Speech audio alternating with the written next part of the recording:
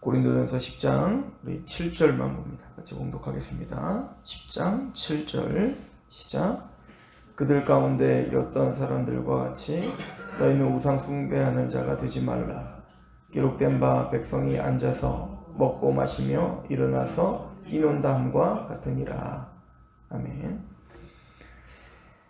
사도 바울은 고린도 교회에게 네 가지를 경고합니다. 첫 번째는 우상 숭배하지 말라. 8절에 음행하지 말라. 9절에 시험하지 말라. 10절에 원망하지 말라. 이 네 가지가 어찌 보면 교회 안에 끊임없이 도사리고 있는 우리를 넘어뜨리려고 하는 어찌 보면 사탄의 전략이기도 하겠죠. 이것은 단순히 고린도 교회의 문제만이 아니었고 사도 바울은 구약의 이스라엘들이 바로 이 네 가지 때문에 넘어지고 또 하나님의 진노를 격발했다라고 이야기를 하죠. 마찬가지로 오늘도 이것은 우리에게 본보기가 돼서 오늘날 성도들에게 또 우리 가정 또 우리 교회에게 이 네 가지를 경계해야 될 것을 이야기한다고 저는 봅니다. 그래서 우리가 이미 상고했듯이 고린도전서 10장 1절부터 6절까지는 이스라엘의 출애굽의 과정, 특별히 그 광야 교회를 이야기하면서 홍해를 건너고 그리고 그들이 신령한 음식과 신령한 음료를 먹었다. 여기서 말하는 건 이제 만나와 반석에서 나오는 물이었죠. 그것이 꼭 교회에 홍해를 건너는 건 우리가 바로 세례를 받는 것과 같고 또 그 신령한 음식과 신령한 만나 즉 음료는 그리스도가 바로 반석이시니라. 즉 그리스도께로부터 우리에게 주어진 바로 성찬이 바로 그 의미와 같다라고 사도 바울은 적용을 해요. 그리고 오늘 우리에게 그러니까 그런 은총과 은혜가 우리에게 직접적으로 적용이 되는 것처럼 그들이 그런 은혜와 은총 가운데 광야를 걸으면서 끊임없이 하나님의 진노를 격발했던 그 네 가지 시험도 우리에게 동일하게 있음을 너희는 기억하라는 거죠. 그러니까 우리가 오늘 하루를 살면서 또 우리 인생을 살면서 우상숭배자가 되지 말아야 되며 음행하면 안 되며 시험하지 말아야 되며 내가 원망하지 말아야 된다라고 하는 그 중요한 원리는 여전히 우리에게 중요한 메시지가 되는 겁니다. 그 중에 오늘 우상숭배자가 되지 말라라고 하신 말씀은 출애굽기 32장에 이제 모세가 시내산에 올라가서 우리가 잘 알듯이 그 하나님의 언약의 두 돌판을 받으러 올라갈 때 40일 동안 받으러 올라가지 않습니까? 근데 이제 너무 그 기대에 못 미치게 빨리 내려오지 못했던 거예요. 이스라엘 백성들에게는 너무 흥분하고 있었거든요. 이제 홍해를 건너고 와서 모세가 하나님께서 이런 율법을 주신데 이런 말씀을 주신데 어떻게 할까? 그랬더니 그때 막 너무 기쁘죠. 너무 즐겁죠. 주시기만 하세요. 우리가 다 지켜 행할게요. 그래서 모세가 다시 한번 대답을 듣습니다. 너희들 진짜 그렇게 하나님과 지금 언약을 체결한 거다? 그랬더니 그렇습니다 라고 막 뛸 듯이 기뻐하죠. 꼭 우리가 구원을 받고 난 다음에 무엇이든지 그 구원의 감격 속에서 내가 다 할 것처럼, 그죠? 하나님 앞에 내가 모든 인생 다 드릴 것처럼 이야기하는 것과 같이 그들도 굉장히 흥분하며 그렇게 이야기를 했었죠. 그런데 막상 자신의 생각과 다르게 너무 오랫동안 그 모세가 내려오지 않는 겁니다. 그래서 그들이 했던 게 뭐였냐면 그때 무슨 엄청난 큰 문제가 있었고 또 환란이 있었고 고통이 있었던 게 아니거든요. 그런데도 불구하고 단지 자신이 생각한 기간보다 늦게 모세가 내려오는 것 때문에 이들이 행했던 일은 뭐냐면 밑에서 금송아지 맞는 거였단 말이에요. 그 금송아지라는 건 뭐냐면요. 물론 이제 금은 번영을 상징하겠고 송아지는 힘을 상징하겠죠. 그래서 세속을 상징하겠죠. 근데 이제 그 금송아지는 원래 이집트에 있을 때부터 그들은 너무나 익숙하게 봐왔던 신적 행위에 종교적 행위의 그냥 하나였어요. 그러니까 이집트 사람들은 금송아지를 섬긴 게 아니었고 그 금송아지 위가 바로 하나님, 그러니까 신이 금송아지 위에 앉는 그런 보좌라고 생각을 했었단 말이에요. 그러니까 이 이스라엘 백성들은 당연히 자신들이 갖고 있었던 그 개념, 자신들이 갖고 있었던 그 생각대로 금송아지를 만들어 놓고 이것이 우리를 출애굽시킨 여호와다. 그리고 번제를 드렸다라고 말을 해요. 그리고 절기를 지켰다라고 이야기를 해요. 그러니까 그들은 그것이 우상숭배라는 생각은 꿈에도 못했던 겁니다.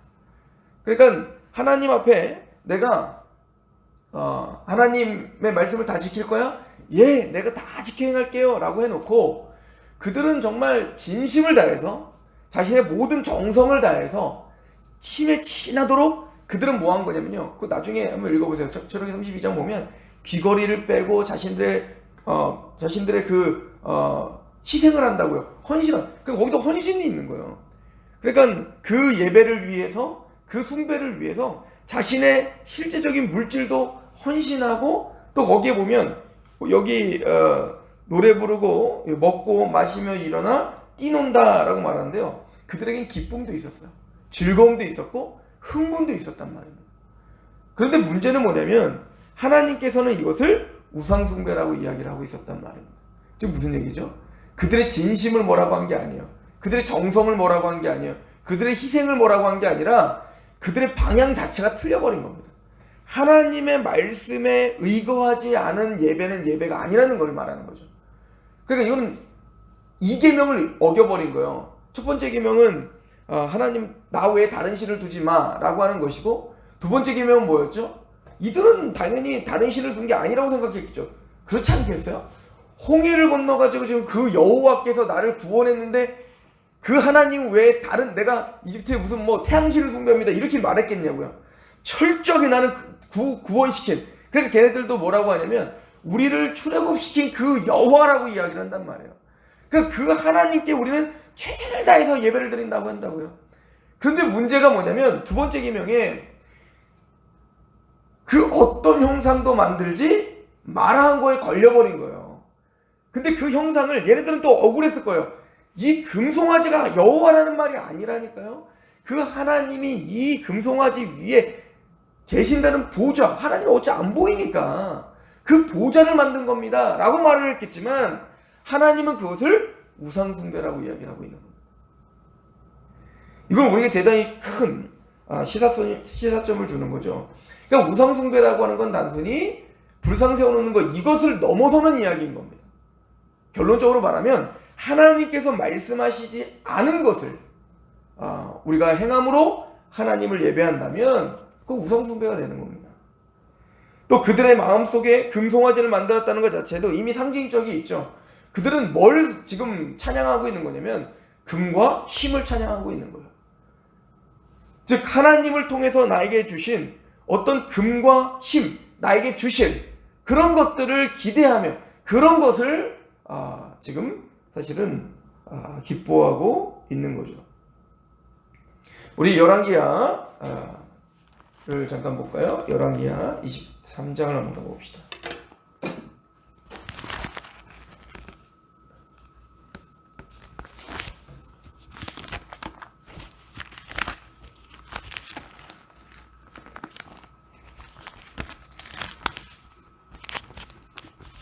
열왕기하 23장 1절입니다. 왕이 보내 유다와 예루살렘의 모든 장로를 자기에게 모으고 이에 왕이 여호와의 성전에 올라가매 유다 모든 사람과 예루살렘 주민과 제사장들과 선지자들과 모든 백성이 노소를 막론하고 다 왕과 함께 한지라. 왕이 여호와의 성전 안에 발견한 언약책의 모든 말씀을 읽어 무리의 귀에 들리고 왕이 단 위에 서서 여호와 앞에서 언약을 세우되 마음을 다하고 뜻을 다하여 여호와께 순종하고 그의 계명과 법도와 율례를 지켜 이 책에 기록된 이 언약의 말씀을 이루게 하리라. 이게 신앙이죠. 마음을 다하고 뜻을 다하고 목숨을 다하여 하나님을 사랑한다는 것은 여호와가 우리에게 주신 언약의 말씀을 이루는 거예요. 그러니까 내 감정을 풍족하게 하는 게 신앙이 아니고, 내 경험을 앞세우는 게 신앙이 아니고, 내 생각을 앞세우는 게 신앙이 아니고, 하나님의 기록된 언약의 말씀을 이루는 것이 신앙이에요. 그죠?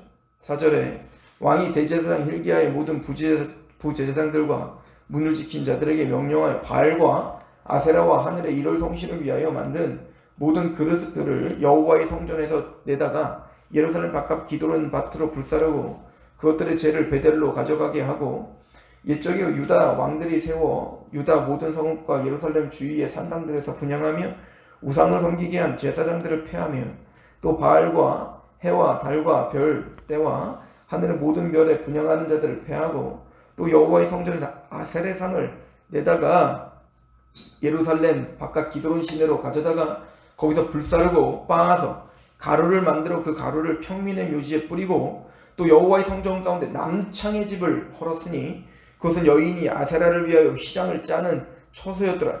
또 유다 각 성읍에서 모든 제사장들을 불러 모으고 또 제사장들이 분향하던 산당을 게바에서부터 브엘세바까지 더럽게 하고 또 성문의 산당들을 헐어버렸으니 이 산당들은 그 성읍의 지도자 여호수아의 대문 어기 곧 성문 왼쪽에 있었더라. 산당들의 제사장들은 예루살렘 여호와의 제단에 올라가지 못하게 하고 다만 그의 형제 중에서 무교병을 먹을 뿐이었더라. 왕이 또 흰놈의 아들 골짜기에 도벳을 더럽게 하여 어떤 사람도 몰록에 이르기 위하여 자기의 자녀를 불로 지나가지 못하게 하고 24절 보십시오. 요시아가 또 유다 땅에 예루살렘에 보이는 신접한 자와 점쟁이와 드라빈과 우상과 모든 가증한 것을 다 제거하였으니 이는 대제사장 hil기야가 여호와의 성전에서 발견한 책에 기록된 율법의 말씀을 이루려 함이라. 성전에 있었던 일들을 보세요. 바알과 아세라, 하늘의 이를 성시를 위한 모든 각종 그릇이 있었고요. 또 5절에 보면 우상을 섬기게 한 제사장들이 있었고요. 또 6절에 보면 그 여호와의 성전 안에 아세라상이 있었고요. 또 8절에 솔로몬부터 시작했던 그 산당에서 우상 숭배가 계속 이어져 있었고요. 10절에는 흰놈의 아들 골짜기의 도벳에게 그래서 자녀를 인신제사를 하나님이 그렇게 멸시하고 있는 그렇게 가증스럽게 여기는 인신제사를 여전히 드리고 있었고요. 그리고 이 흰놈의 아들 골짜기라는 게요, 성전에서 멀리 떨어진 게 아니라 성전 바로 앞에 있단 말이에요. 그러니까 이게 무슨 얘기냐면 지금 요시아는요 이제 유다의 말기 왕이에요. 근데 지금까지 그 다윗의 왕조가 시작된 이후에 수두룩한 왕들이 있었는데 아무도 여호와의 성전에서 이렇게 우상 숭배가 뼛속까지 있었다는 것을 인식조차 못했다는 얘기입니다. 예, 지금 우리가 볼 때 이건 말도 안 되는 일이잖아요. 여기 어떻게 바알 숭배의 그릇이 여기 있냐고요? 아세상이 어떻게 거기 서 있을 수 있냐고요? 아니 여기 어떻게 남창이 있을 수 있냐고요? 아니 여기 어떻게 인신제사, 하나님 율법에 그렇게 명령하는 인신제사를 멸시하는, 인신제사를 가증 여긴다는 말이 분명히 있는데도 어찌 인신제사를 여전히 버젓이하고 있냐고요? 결론은 뭐냐면 하나님의 기록된 언약책을 읽지 않은 겁니다. 그리고는 내 경험, 내 전통, 아니 솔로몬도 산당에서 제사 드렸는데 이게 무슨 잘못이야? 아니 우리가 원래 이렇게 했는데 이게 다 유다를 멸망케 한 원인들이었던 겁니다. 그렇죠?